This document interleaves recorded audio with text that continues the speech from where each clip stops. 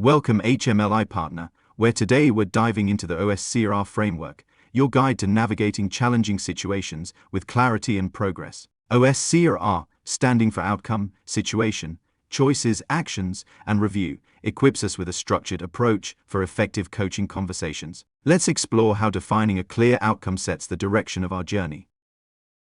Understanding the current situation is our next step. It's crucial to grasp the challenges and opportunities at hand. Following this, we brainstorm potential choices, empowering critical and creative thinking towards achieving our goals. This stage is all about exploring all possible paths, leading us to the specific actions that will move us closer to our desired outcome. The final step in our OSCR journey is the review process. It's where we evaluate our actions' effectiveness and hold ourselves accountable for our progress. This reflective practice not only ensures we stay on track, but also celebrates our achievements and learns from the journey. OSCR is more than a framework.